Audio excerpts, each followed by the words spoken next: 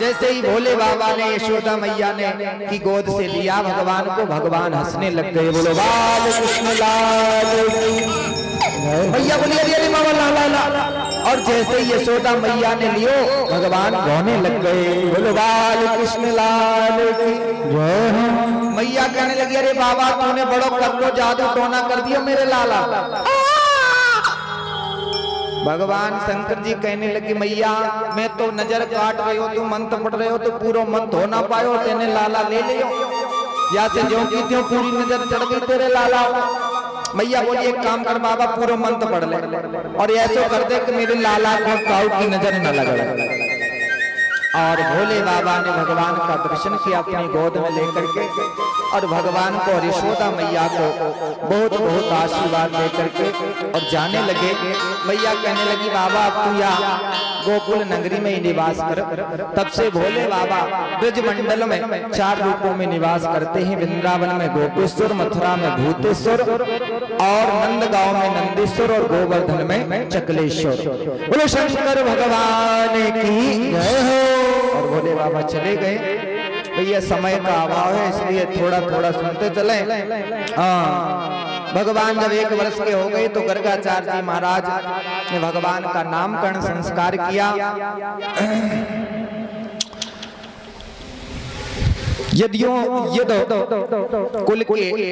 यदुवंशियों के कुल गुरु गर्गाचार्य जी महाराज गौशाला में बैठकर भगवान का नामकरण संस्कार किया। भगवान श्री रोहिणी नंदन का नाम बलराम रखा, दाऊ दयाल रखा, बल की अधिकता होने के कारण का नाम बलभद्र रखा और एक गर्भ से दूसरे गर्भ में खींच करके लाए इसलिए इनका नाम शंकरषण होगा, हलधर होगा, दाऊ दयाल होगा आदि होगा। भगवान श्री कृष्ण का नाम श्री कृष्ण रखा, वसुदेव रखा, मधुसूदन, गोविंद आदि नाम रखे। मैया बोली बाबा तूने बहुत से नाम बताए दिए, एक और काम बता दे मेरे लाला को विवाह है कि ना हो। गर्गाचार्य जी कहने लगे तेरो लाला साक्षात नारायण के गुणों के समान होगा और मैया तेरे लाला के तो इतने विवाह होंगे किस लोग गिनते गिनते परेशान हो जाएगा। मैया कहने लगी नेकार है या कारण से कह रही हूँ कि विवाह है कि ना है। और ब्रजवासी तो कहते हैं कि यदि नंद के लाला यदि तुम लली होते, छोरी होते तो तुमसे विवाह करने के लिए करोड़ों राजकुमार करोड़ों राजकुमार लड़के मर जाते कि हम विवाह करेंगे, हम विवाह करेंगे। इसलिए ब्रजवासी गाते हैं कि नंद के लाला जो तुम करते करते भगवान के दर्शन हो गए। और एक गर्गाचार्य जी महाराज जिन्हें पुरोहिताई करते करते भगवान के दर्शन हो गए, क्योंकि पुरोहिताई अति निंदनीय कर्म है वेद शास्त्रों में, लेकिन इन दोनों की पुरोहिताई धन्य है। ऐसी पुरोहिताई करनी चाहिए जिससे भगवान मिल जाए। बोलो बाल कृष्ण लाल की जय। मैया ने सुंदर श्रृंगार किया है भगवान का और भगवान धूल मिट्टी में लौट जाते हैं, लेकिन भगवान धूल मिट्टी आदि भी अपने शरीर पर लगा लेते तो भी भगवान की कवह दिव्य अंगराग बन जाता, उससे भी भगवान की शोभा बढ़ जाती। या छवि खोर खान विलोकत बारत काम कला निधि कोटि। करोड़ों कामदेवों के रूप का मर्दन करने वाले भगवान धूल मिट्टी लगा ले तो भी करोड़ों कामदेव भगवान की सुंदरता की बराबरी नहीं कर सकते। भगवान 3 वर्ष के हो गए तब भगवान ने विचार किया कि ब्रजवासी गौरस अर्थात माखन मथुरापुरी बह जाते हैं, इसलिए ग्वाल वाल ब्रजवासी दुबले पतले हो जा रहे हैं। भगवान ने दूध दही पर रोक लगाने के लिए माखन की चोरी प्रारंभ की और ग्वाल वालों की मंडली बनाई और ग्वाल वालों से कहा कि भैया अब हम माखन की चोरी करेंगे, माखन की चोरी करेंगे। अब भगवान के जो सखा थे मन सुखा तन सुखा ब्राह्मण बालक बोले कन्हैया हमारे तो बापू के बाप ने कभी चोरी ना की तो हम कैसे चोरी करेंगे। भगवान बोले चोरी कर वो हम सिखाएंगे, चोर विद्या का प्रचार हम करेंगे। अब जिन्हें चोरी करना सीखना है तो भगवान बता रहे हैं चोरी कैसे करनी चाहिए। देखो सबसे पहले अपने घर में चोरी करनी चाहिए, और जब अपने घर में चोरी करते करते नहीं पकड़े जाओ तब दूसरे के घर चोरी करने जाना चाहिए। क्योंकि यदि अपने घर में चोरी करते हुए पकड़े गए तो माई बाप कम मारेंगे कि घर को ही लाला। अब दूसरे के घर में चोरी करने गए और पकड़े गए तो बहुत पिटाई होगी। इसलिए पहले अपने घर में चोरी करो, और जब अपने घर में चोरी करते करते पक्के हो जाओ तब दूसरे के घर चोरी करने जाना चाहिए। अब तो भगवान के कहने पर ग्वाल वालों ने चोरी प्रारंभ की। अब कुछ बेचारे पकड़े गए और कुछ नहीं पकड़े गए, तो कुछ की पिटाई भी अच्छी हुई। भगवान के पास रोते भई आए ग्वाल वाल, बोले कन्हैया चोरी करना बड़ी बुरी बात है, मैं चोरी ना करूंगा। भगवान बोले चोरी ना करेगा तो माखन मिश्री को स्वाद भी तो ना मिलेगा। अब भैया थोड़ी चोरी करनी है तो रिक्स को काम है, यदि माखन मिश्री को आस्वादन करना है तो थोड़ी मार भी सहन करनी पड़ेगी। चलो कोई बात नहीं, पक्के चोर बन जाओगे। अब भगवान घर घर जाकर के माखन चोरी करने लगे हैं, लेकिन भगवान जिस गोपी के घर चोरी करने जाते हैं वो भी उलाहना देने के लिए आती है यशोदा मैया के पास, और जिसके घर चोरी करने नहीं जाते वो भी यशोदा मैया को उलाहना देने के लिए आते हैं। क्यों? क्योंकि वो विचार करती है कि जिस वस्तु को भगवान स्वीकार नहीं करते मेरे माखन मिश्री को, वो मेरे किसी काम की नहीं। इसलिए वो अपने ही हाथों से अपने घर के माट मटका दूध दही के फोड़ देते। और जब सास पूछती कि री बहू ये दूध दही के मटका किसने फोड़ दिए, तो बहू कहती कि वही है नंदराय जी के छोरा घर घर चोरी करते हुए, वही फोड़ करके चले गए, ग्वाल वालों के साथ आए थे। अब सास कहती कि यदि मैं जाऊंगी उलाहना देने के लिए यशोदा मैया तो मैया कहेगी अब बूढ़ी को शर्म ना आई, थोड़ा सा माखन और मिट्टी को पात पे फोड़ दियो तो उलाहना देवे चली आई। अब तो सास कहती बहू से कि जा तू ही उलाहना दिया यशोदा मैया।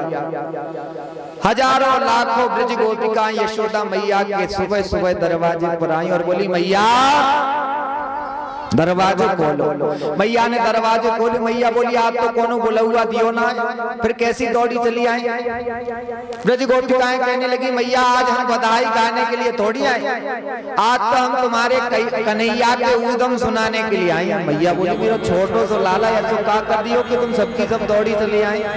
ब्रज गोपिकाएं यशोदा मैया से घंटों भगवान के उदम सुनाती हैं, जिनमें से कुछ तो सही होते हैं और कुछ बना बना करके सुनाती रहती हैं। कैसे सुना रहे हैं श्री सुखदेव जी महाराज वर्णन कर रहे हैं। वत्सान मुंचन कुचित समहे कोप संजात हासा स्तेयं स्वादवत् यथा दधिपया कल्पितस्ते योगे मर्गान भोक्षन विभजति सचेन्नति भाण्डं विनन्ति दिव्यालाभे सग्रह कुपितो यात्योपकोषितो कामम्। एक ब्रज गोपी कहने लगी मैया तुम्हारे कन्हैया हमारे घर जाकर के हमारे सब बछड़न को खोल देवे तो सब गैयन को दूध पी जाए, तो हमारी सास नंद हमसे बहुत लड़ाई लगे। मैया बोली अच्छा।